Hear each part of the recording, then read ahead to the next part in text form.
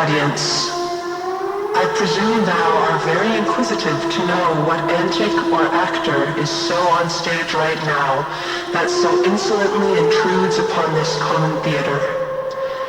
The subject that you now see on stage is Democritus Jr., a free man, a little wearish and corroded by sadness.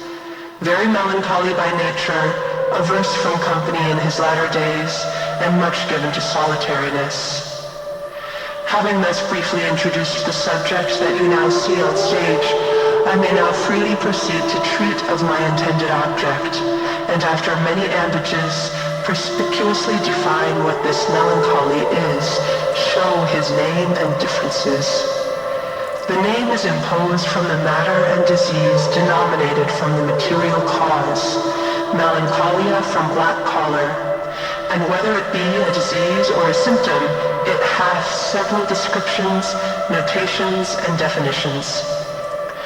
Melanelius out of Galen describes it to be a bad and peevish disease, which makes men degenerate into beasts, a privation or infection of the middle cell to the head. Haliabas simply calls it a commotion of the mind, a perpetual anguish of the soul, fastened on one thing, without an ague.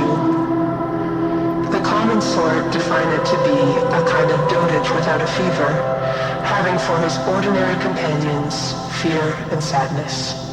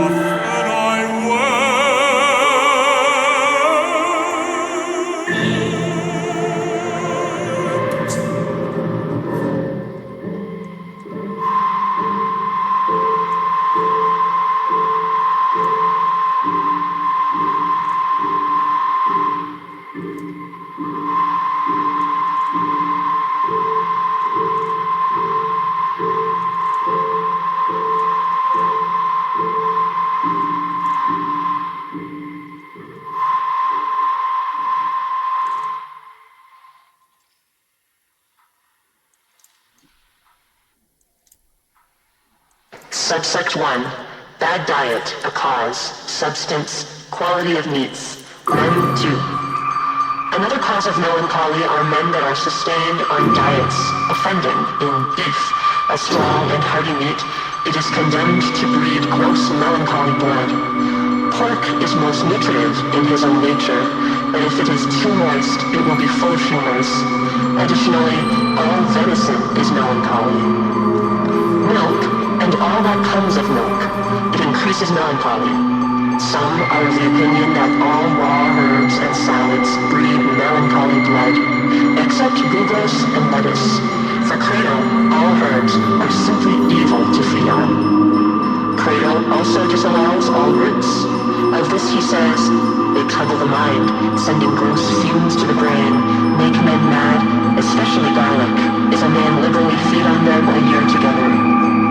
Spices, they cause hot and head melancholy, and are for that cause forbidden by our physicians to such men as are inclined to this malady. Credo therefore forbids all spice.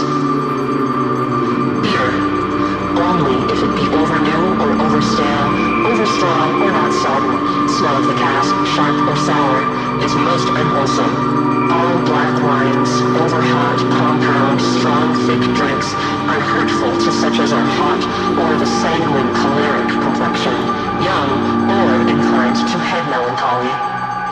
Credo puts in wine for a great cause. A cup of wine is good physic.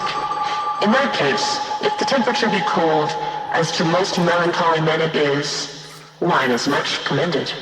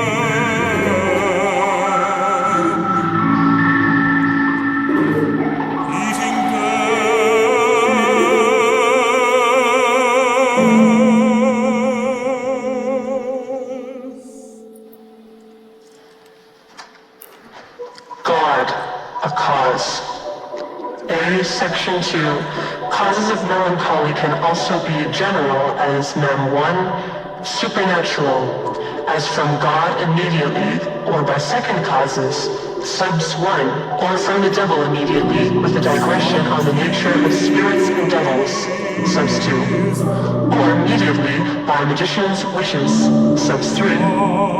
He brought down their heart through heaviness. He struck them with madness, blindness, and astonishment of heart. He made them eat grass like an ox, and made their hearts like the beasts of the field, Sodom and Gomorrah swallowed up. He can plague us by his creatures, sun, moon, and stars. He can plague us for numbering his people. A terrible thunder came from heaven and struck 4,000 men dead. The rest ran mad. I am weakened and sore broken. I roar for the grief of mine heart. Mine heart panteth.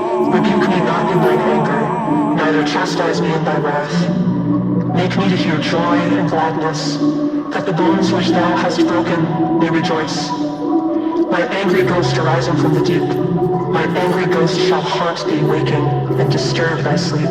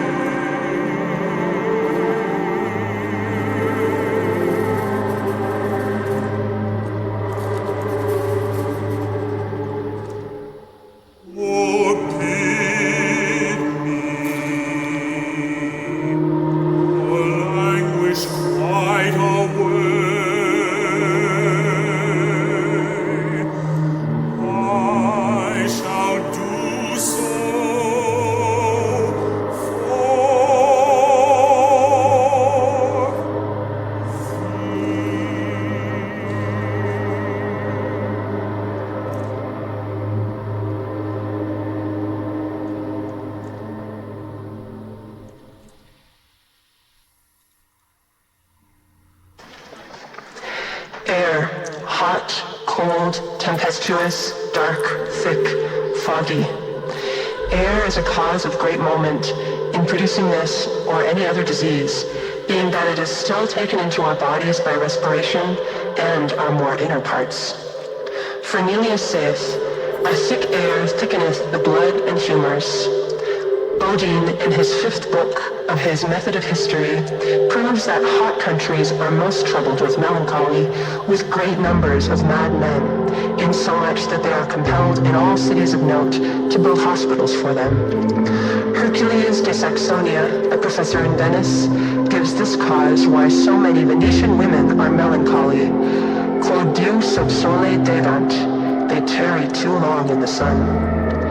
Courier's daughter, some 13 years of age, that would wash her hair in the heat of the day in July, and so let it dry in the sun to make it yellow, but by that means, tarrying too long in the heat, she inflamed her head and made herself mad.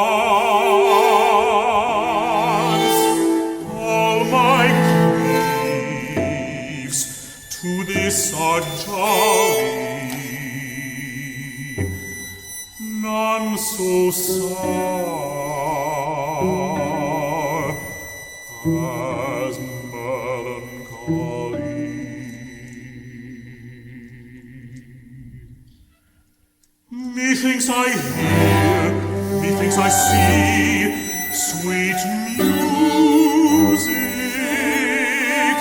wondrous melody.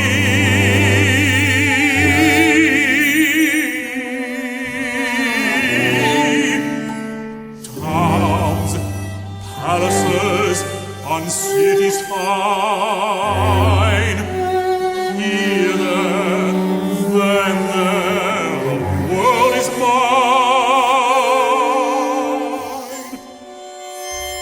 The beauties, gallant ladies shine, whatever is lovely or divine.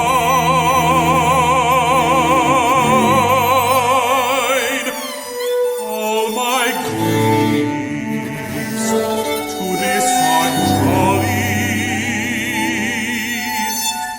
none so sour as melancholy.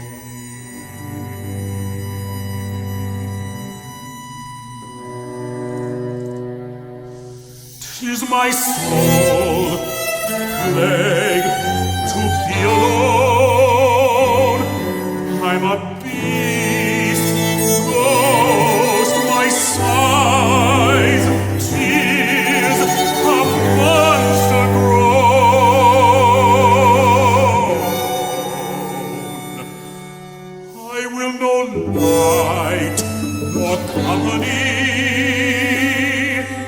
find it now, my miseries.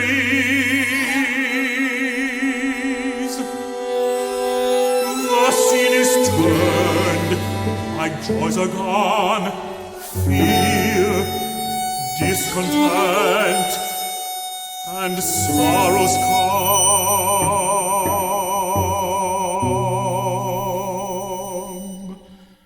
All my griefs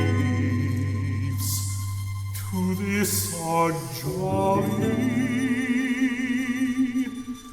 none so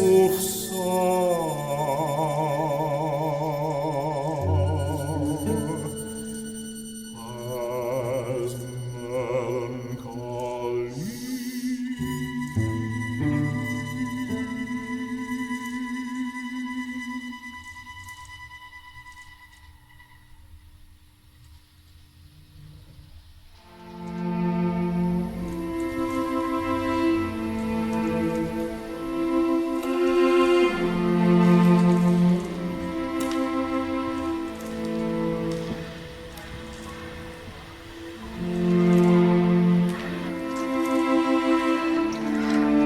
To the audience seeing this, whoever you may be, I caution you against rashly defaming the person you see on stage, or complaining in jest against him. Nay, do not silently reproach him in consequence of others' censure, nor employ your wit in foolish disapproval or false accusation. For should Democritus Jr. prove to be what he professes, he will become both accuser and judge of you in your spleen, will dissipate you in jests, pulverize you into salt, and sacrifice you, I can promise you, to the god of mirth. I further advise you not to asperse or calumniate or slander Democritus Jr., who possibly does not think ill of you. It is not that you, Democritus, that are wise, but that the people that are fools and madmen. You have yourself an Abderitan soul, and having just given you, gentle audience, these few words of admonition, farewell.